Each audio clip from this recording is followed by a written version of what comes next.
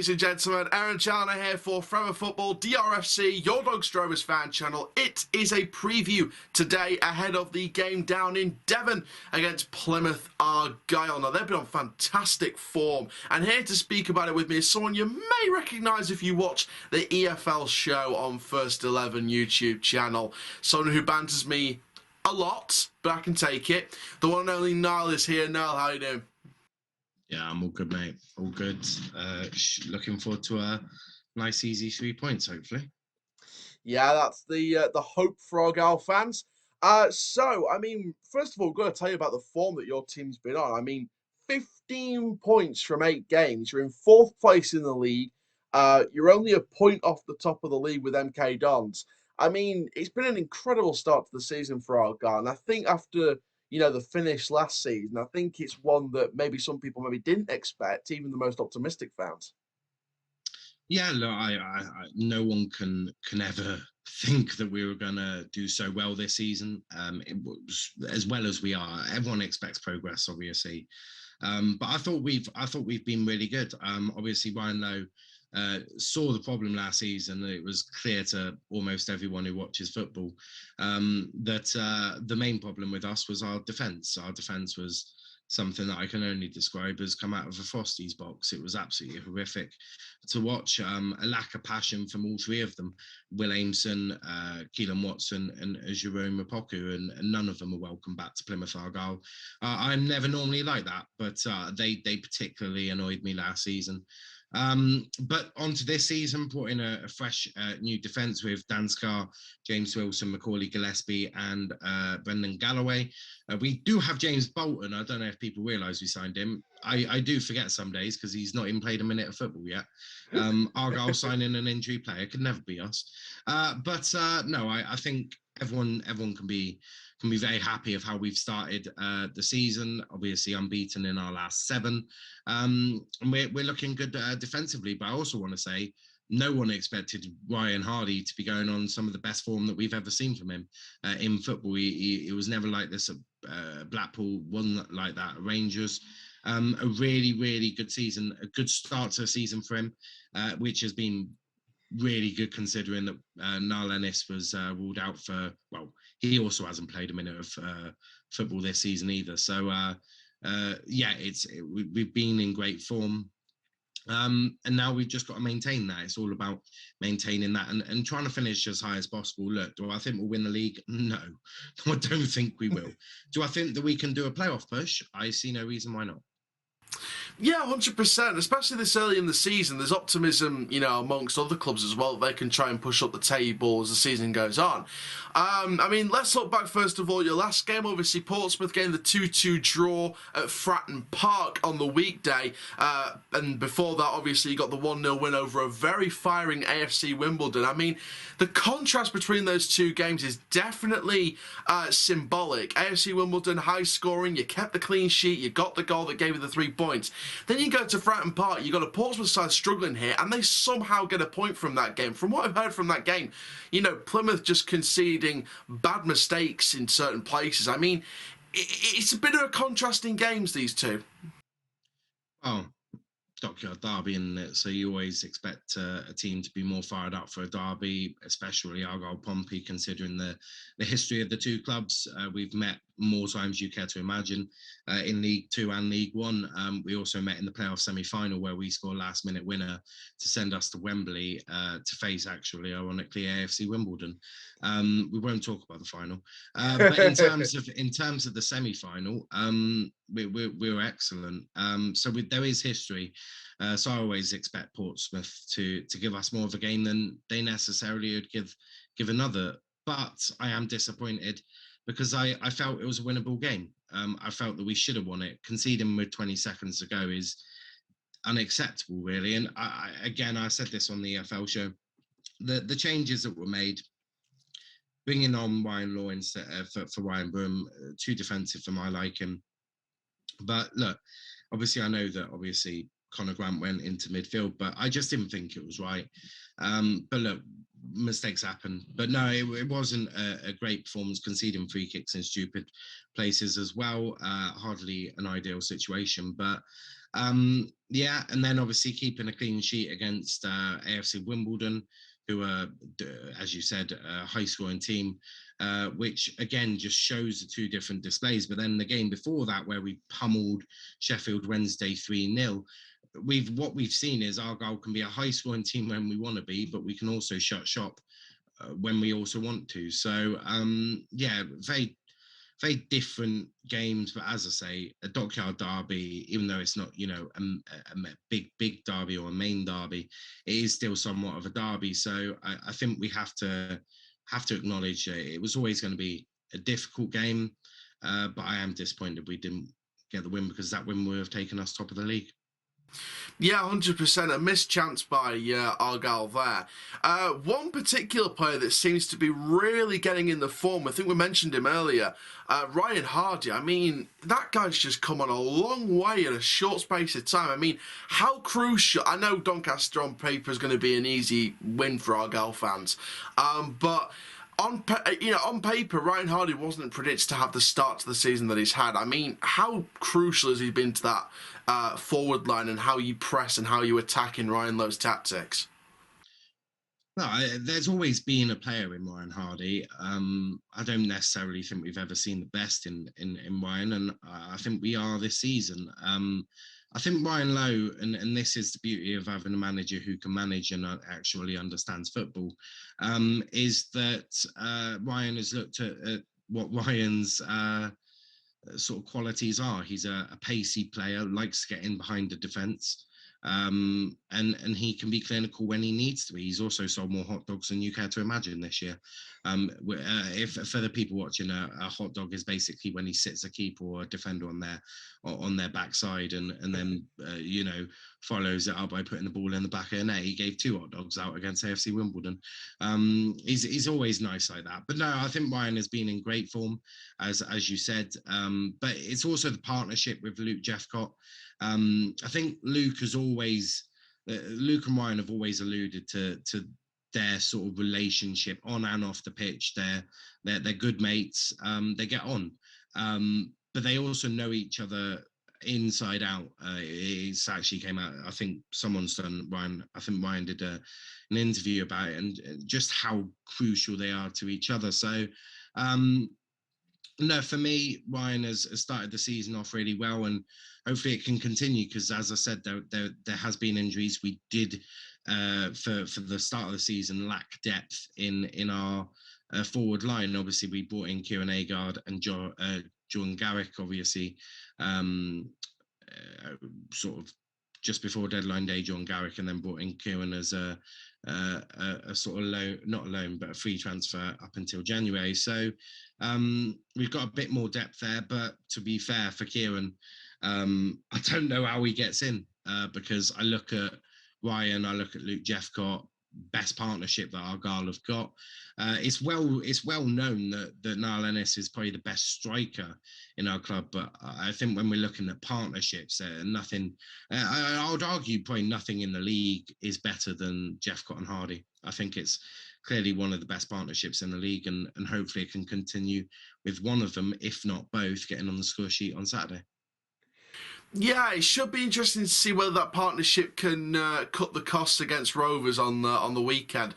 On to the weekend then. Obviously our two teams collide in League One action. Obviously for us, 2 wins in all competitions on the bounce. Obviously the 2-1 win on Tuesday against Man City's under-21s. For those of you who are wondering, by the way, I'm not covering the Papa John's Trophy this season, just because, apart from that vlog obviously I did from the Rotherham match, I'm not covering the Papa John's Trophy this season. Just, I think that's just extra fitness in my opinion. That's a trophy that, yes, it's still a competition, but I just overall I feel like it's not the biggest competition, so I'm sort of gonna leave that to one side. But if I'm at a Papa John's Trophy match, I will vlog it still. But obviously we're still gonna cover all the rest of it. League One action this weekend. Obviously, like I said, Tuesday with the win, 2-1 win, to do with a couple of goals to cancel out Man City's kids opener. And obviously, before that, we got the win over Morecambe. It was a good win, scrappy game at times. We got the win overall with that 10 minutes to go goal from Tommy Rowe. But obviously, it's going to be arguably our toughest test of the season, really, against Plymouth Argyle this weekend. So, obviously, I'm probably going to know the answer to this, but is there any shred of doubt among any of the Argyle fans going into this weekend that Doncaster could do something? Could being the operative word. No. I've watched a lot of Wellens, and I've been frankly disappointed with him. I think he's ultimately been shocking. I think the players haven't been good enough. They're not understanding something, and ultimately that comes down to the manager. Look, when Derek Adams was struggling in League One, ultimately the buck fell with Derek Adams. When Sheridan struggled in League Two, the buck sort of stopped with John Sheridan. So for Doncaster, the buck stops with Richie Wellens. I've not been overly impressed. That's my opinion. And the thing with Doncaster is they're not scoring goals. And ultimately, if you're not scoring goals, you're not going to win matches. You're also coming up against one of the best defences in the league. So no, I would be furious and very annoyed at Argyle if we were to drop points against Doncaster.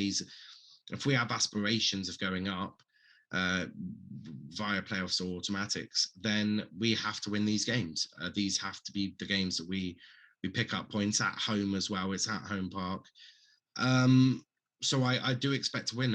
If we don't get a win, I'll be very annoyed with the team, because that'll be points dropped. Because again, no disrespect to Doncaster fans, but your club isn't doing well. Your club's bottom of the league. We should be turning you over. Now, I'm not saying we should win 4-5-6-0. We should be winning, and ultimately, if we don't, I'll be very angry. Yeah, 100%.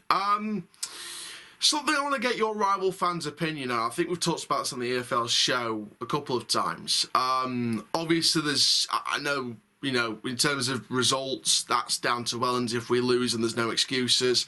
But there has been quite a lot of fans, especially on social media, that's been really turning the tables, and they've been that way over the last few years against the owner as well. And there was the whole meetings and everything like that. As a rival fan, seeing fans turning on the owner, year in, year out.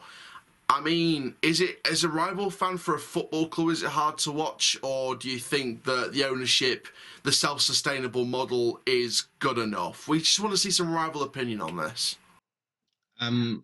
Ultimately, this is going to be unpopular, but every club should work within their means. We have seen how many clubs go out of business for overspending, for getting their owners to put money in, paying ridiculous contracts, paying that extra transfer fee. That's whether that be a loan, paying the fee for a loan, or paying ridiculous wages or stuff like that. Look at Derby right now, Bury, Macclesfield, Bolton, Wigan, Argyle, Pompey. The list goes on. Yeah. So my stance on this is every club should work within their means. Argyle seem to do it, and we're performing well. We've had a little bit of money put in from Simon, our chairman and owner. Most of that is being put in as bonds for shares. So he's bought extra shares to the club or stuff like that. And most of that was put onto our new grandstand. We do a lot of, we get obviously extremely high attendances, over 10,000 a home game. We also do multiple, conferencing events, wedding receptions, you name it, we do it. So I think every club needs to be self-sufficient. I think you can't expect every owner to put in all of the money, because what happens when that owner gets bored? What happens when that owner doesn't want to put that money in? and then you're having to try and become self-sufficient whilst paying ridiculous wages. So yeah, I do know that obviously a lot of your fans aren't too happy with your owners. My advice would be, after looking at some of your attendances, is get people into the ground. You're not going to make money by sitting on your ass at home and not going to a home game. Away games I don't really care too much about, because our clubs for an away game don't receive that money. I mean, obviously paying it to the other team. So yeah, for me, get more people in. Be more innovative. Use your facilities to, there's one game every 2 weeks at our grounds. What happens during the rest of that time? What is our facilities used for? Do they just sit there gathering dust, looking pretty? Or are you going to be more innovative? Are you going to do more? Are you going to get more stuff going on at your stadium? Is there that ability to hold conferences?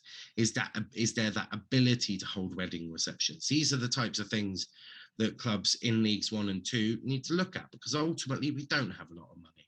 And ultimately the money we get from a TV deal is very limited. But I do think you need to be more innovative. And yeah, cool, your owners might not be the best in the world, but you still have a club. I mean, in the current situation, obviously just had COVID. Obviously, no club made money during COVID. So yeah, you have to bear that in mind. But look, you can be unhappy with your ownership, and I don't really have a view, as long as if they are making you self-sufficient, as long as the money that is earned by the club is being spent in the right way, then surely it's fine. But demanding your owner to go and sign Lionel Messi, that's just ridiculous. Or, expecting them to pay 10, 15 grand on wages for a player just because you started the season poorly. That's just stupid. That's just spending money for the sake of it. And I think every club needs to have a plan. And yeah, look, it might not all go to plan because injuries and all that, but you can't just start spending stupid amounts of money, or expecting your owners to spend stupid amount of money, because ultimately they might not have that spare money, because we have just come out of COVID that has affected everyone financially. So I think people just need to bear that in mind. I don't really know your owners. I don't really know what they've done, if they've been good, bad, whatever. But ultimately, my stance is every club should be self-sufficient, and I don't think clubs should be able to have the owners piling in money. We've seen it with Salford. We're seeing it with Wrexham now. I think it's wrong. We don't like what City do in the Premier League, so I don't like it when a lower league club does it. I suppose what makes me happy is seeing Salford still in League 2 after spending all that money, but won't talk about that too much. Finally then, I'm not going to say my prediction, because that will be revealed on the Friday preview, which will come out on Friday, but it's been pre-recorded tonight, just for personal reasons. So I'm not going to say my prediction, but what are you going to go for this game realistically? Realistically, as I said earlier in the EFL show, Argyle are a better team. We should, in theory, get this result sorted quite comfortably. I don't expect us to concede a goal. I don't expect you to keep us out. I'm going for a 2-0 win. I think that's fairly fair. Obviously, you've got Dolberg, who's been all right, providing he doesn't chuck the ball in the back of his net again. Which, if he does that, I'll be a little bit annoyed, because then he's taking goals away from our strikers, and I'd like to see one of them at the top of the scoring sheets by the end of the season. So if he could not do that, just gracefully let it into your own net. If you're not going to save it, just don't touch the ball, don't give an own goal.